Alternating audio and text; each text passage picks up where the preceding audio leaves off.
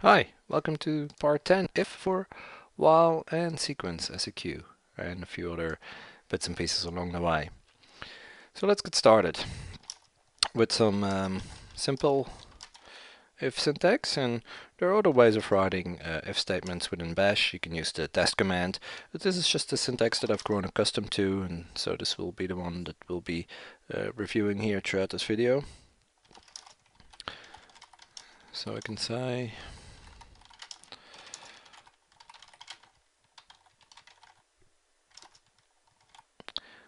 if a equals a, and I'm just using this way of writing equality here with double equal signs, like in many programming languages. I think in Bash you can also use a single one, but we'll just keep it fairly standard. We say echo true, else, we say echo false, and notice here that we need to terminate, and that's because the test command is being used in the background, I suppose. We need to terminate our if statement here, and then say then our command or commands, we can insert multiple here, then else our command, possibly multiple commands, and we terminate our if statement by using fi, which is the reverse of if. Okay, great, so that works fine. Let's do an inequality. Is a the same? In this case, is a different from a? And of course that should say false. Yeah, so false. A is the same as a, so inequality is incorrect. So we say false. Let's view a few other ways of writing things. How about if we use a single quote?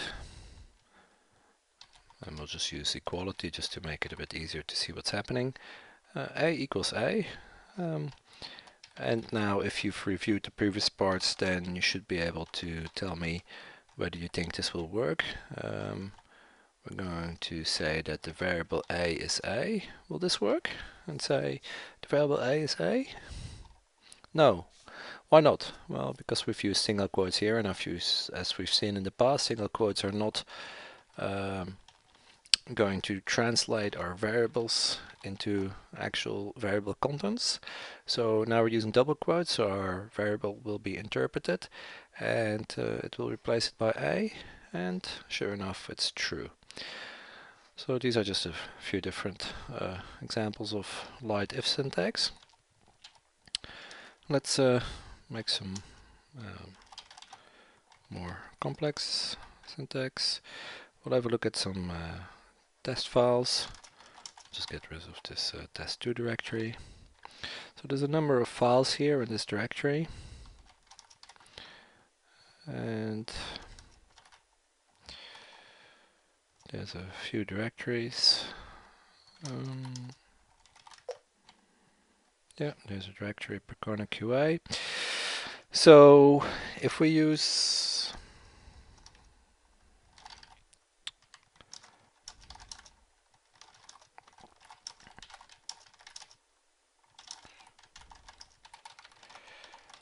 -r,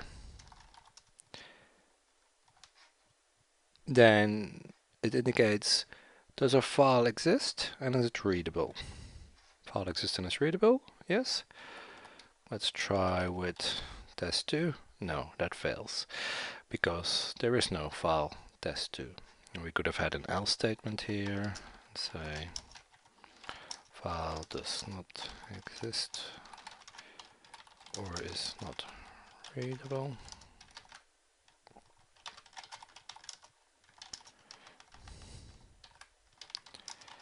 See how this works.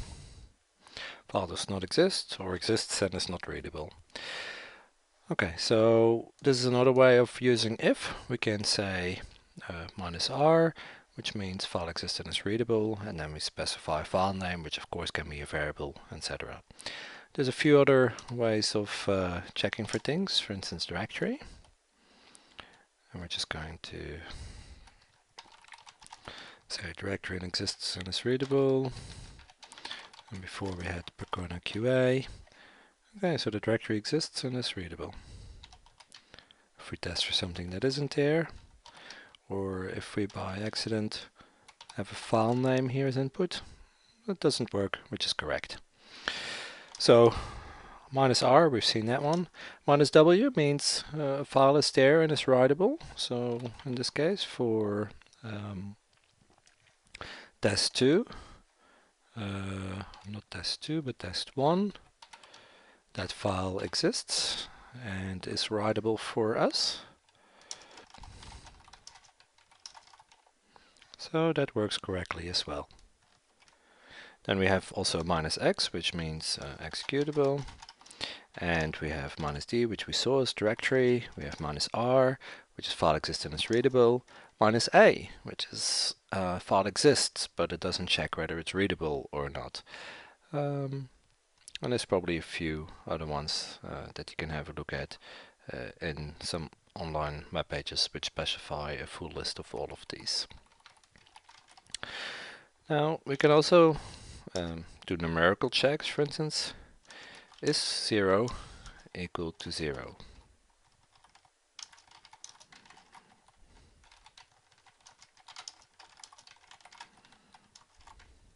Yep. Is 0 equal to 1? No.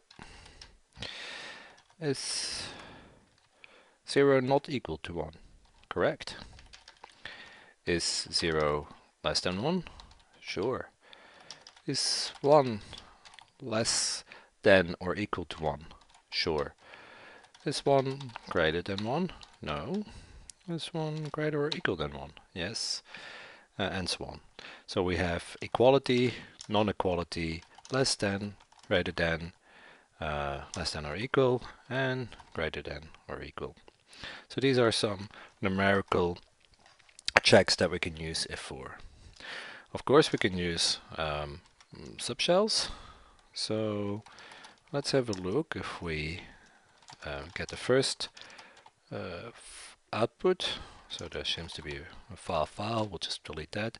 Okay, so there's a file fulllog.txt. So how about if we say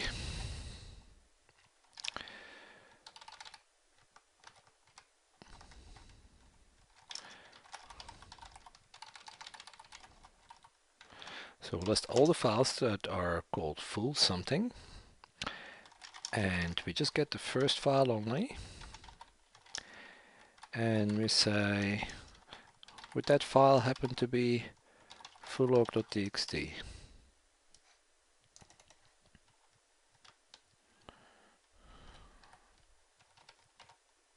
Sure, it's correct. How about if we make sure that we find something else? No. This is a good opportunity to show how we can avoid these sort of half-ugly error messages. Our statement evaluates correctly because indeed there is no .not file, but we still have this output here. So we could say, make sure that we don't get any error output, as we've seen in the previous part, redirected to def null, the error output that is. The standard output, of course, we want to keep because that's what we're comparing. Let's just see what would happen if we send the standard output to 2. Still works, but it's probably simply because it's evaluating that whole string as an empty string, which of course is a non-equality.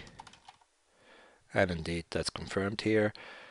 It grabs this whole string, but because there's no output here, it's pretty much the same as if we would have said compare this with this, which of course is false. So yeah, just be careful with your redirections. You only want to redirect the error output, not your standard output. And also noticed, as a little side bit, that I've added this error output redirection in the ls command, which is then being piped to the head command. If I would have done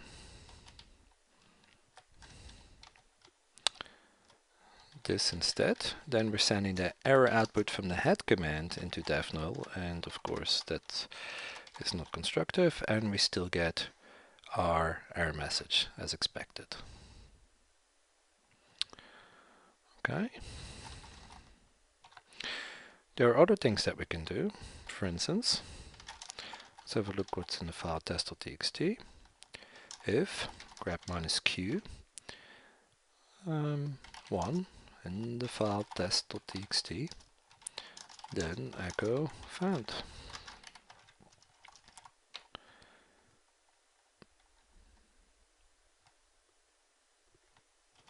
And I've made a small mistake here.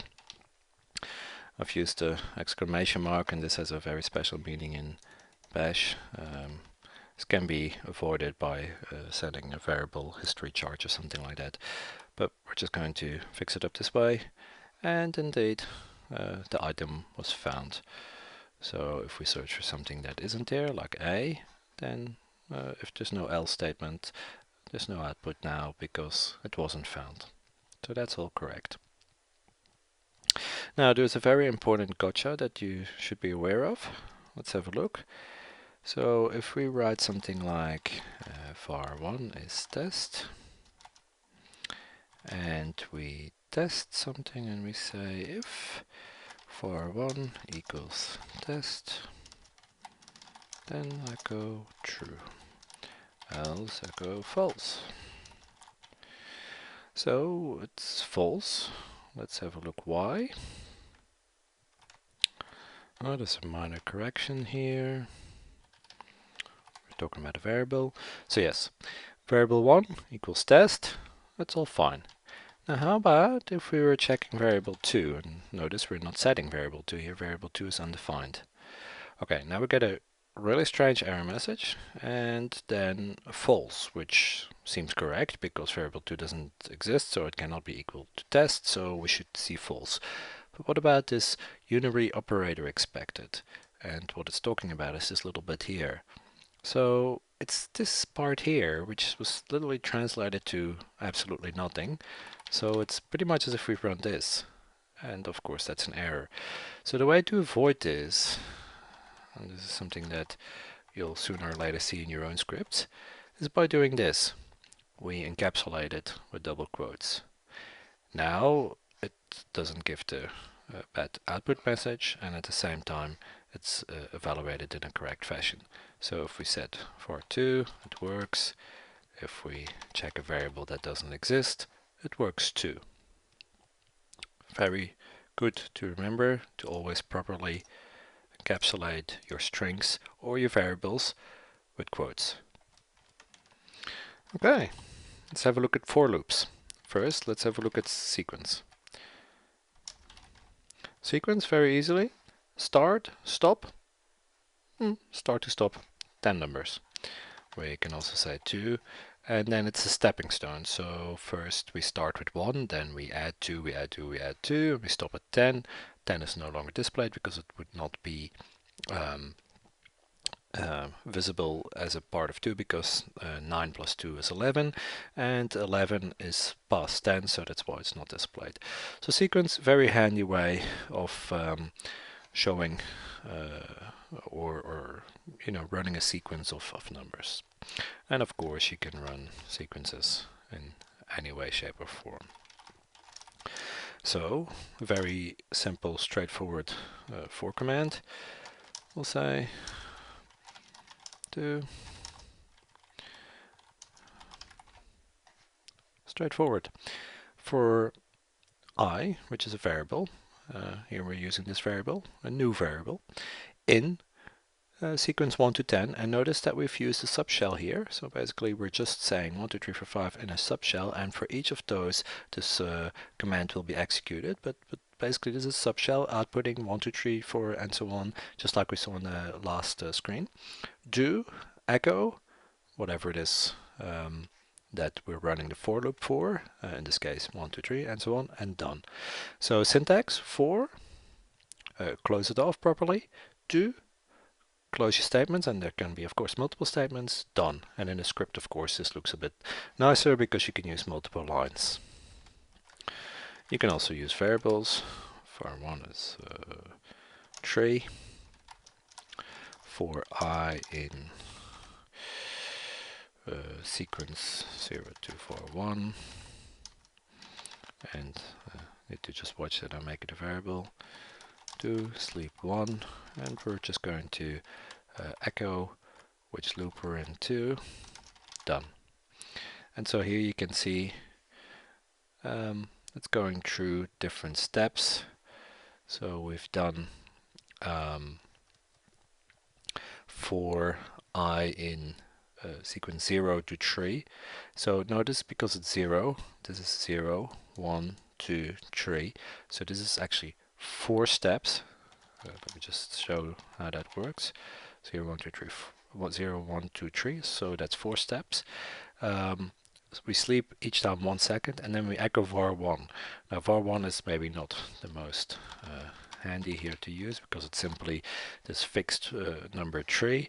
So instead we display I, 0, 1, 2, 3, and each time it's slept a second. Very handy if you want to, for instance, have something in a script that looks reasonably nice as a progress bar. There we go. So now we're just echoing without a new line each time a dot with a sleep in between. And we can even terminate this properly with simply a new line. And so here we have our dots, 4 dots, a new line. So we could have even done simply like this and not get a double new line, I suppose. There we go. Very nice and clean output. Can use this as a progress bar. We can even have set starting bracket, ending bracket. Let's not forget. And now we have a nice clean sort of a progress bar. Very powerful what you can do with the for command. Now let's have a look at an input file that I've created here. So there's 1, 2, 3, 4, 5 in this input file. There it is. So this time we're going to run again a subshell. We're going to say get me this input file. So basically here in the subshell what is happening is exactly this, and you can already see how this would be working. We'll just copy the bit from above here and 1, 2, 3, 4, 5 from the input file. But of course, if your input file has nice file names, you can run something for X amount of files. You can do removals, moves, copies, pretty much anything. So combining for with subshells and using variable names and whatever it is you want to do can become very powerful very quickly. Okay. You can also have a directory listing output, for instance. Very straightforward.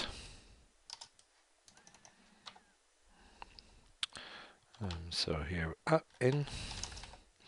So basically here we've just run through our directory listing and can just insert a little bit of text too. There we go. We've gone through our directory listing and inserted a little bit of text before each item. So we've seen how we can work with strings in for loops. These strings can be generated by any subshell command, you know, ls, cat of a file, pretty much anything we'd like to do. Then we can manipulate those strings, we can echo them, we can copy files, we can do anything we want with the do command, inserting one or more commands each time using this variable or just doing some other transactions, etc. Just as an interesting side bit here too, assume that you have the following command. Oops. So you're already aware of what this would do. Simply at output 1 to 10. But let's say that you have some sort of for loop or any other tool running, and we want to capture all of the output into fulllog.txt.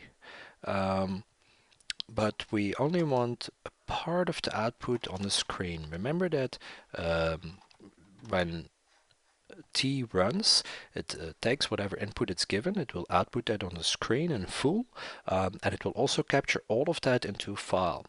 But now we're going to further filter that output on the screen only by this grep command. So let's see what this looks like. Yeah, great. So if we didn't have the grep, then the output would have been full, and we can see in full log that the output is fully there.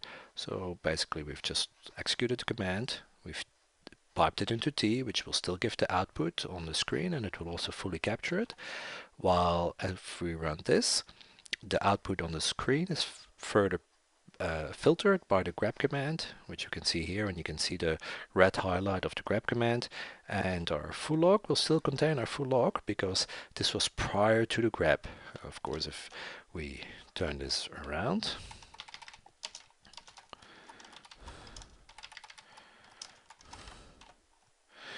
now the grep is operating prior and the T is operating afterwards, so you can see how the color has disappeared, and now our full log will contain only this output because the grep was prior to the T. So each time the input is being passed from one to the other. Also interesting here might be to show an example with tail, for instance. So we haven't seen tail in head yet, so let's have a look. We can say tail minus or tail dash n3 of full log. So this will give us, let's run this previous command. So our full log contains 1 to 10, and we'll just grab the last 3 lines, or we can grab the first 3 lines. And I'll just get full log onto itself. No, that doesn't work. We'll just capture it into a temporary file and then back onto itself, because now we have 20 lines. And what I'd like you to see is that if we don't specify the number of lines, by default it grabs 10 lines, and the same for tail.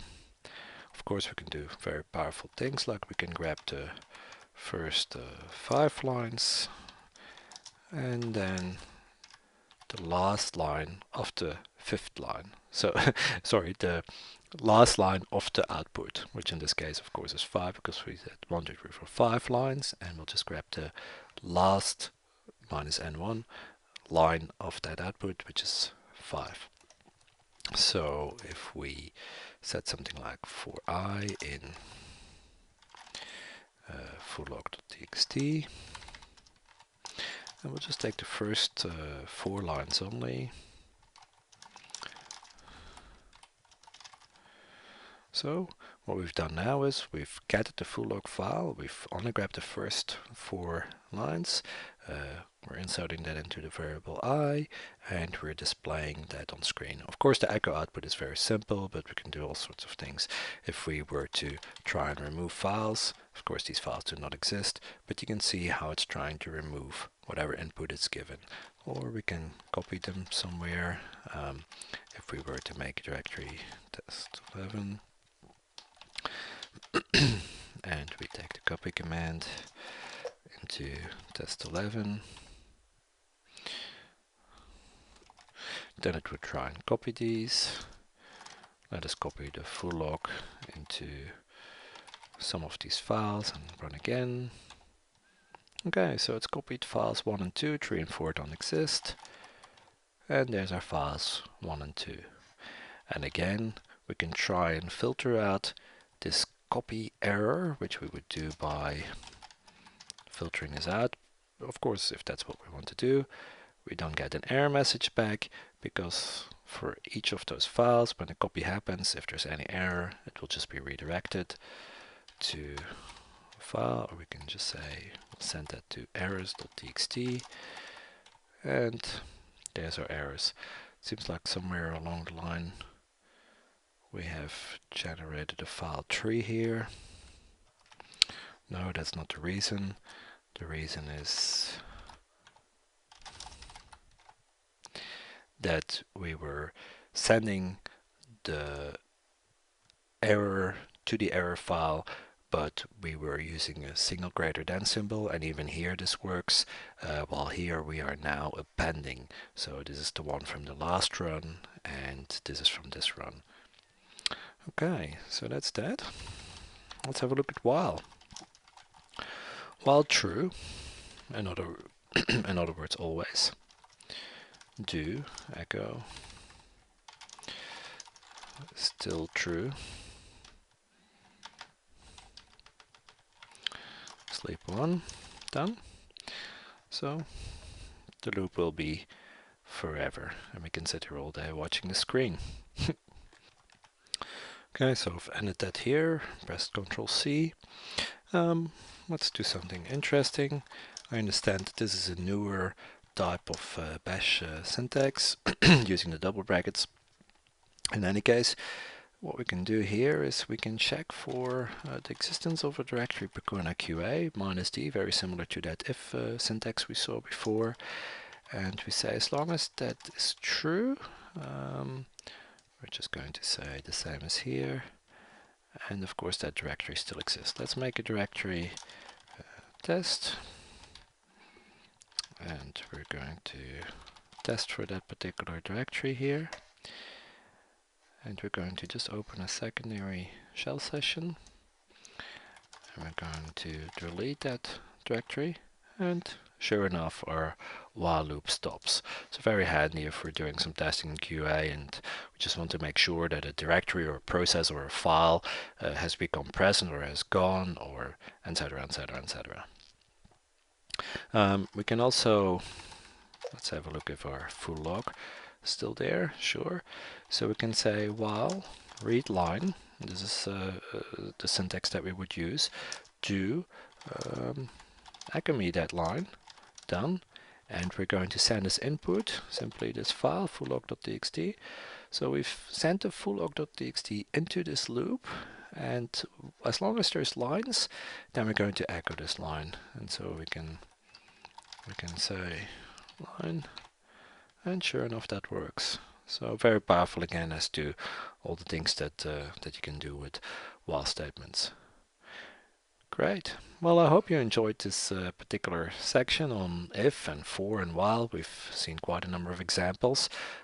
Maybe good to review once or twice if you haven't come across all these different methods of using the more powerful bash statements yet. And I hope to see you in the next one. Enjoy!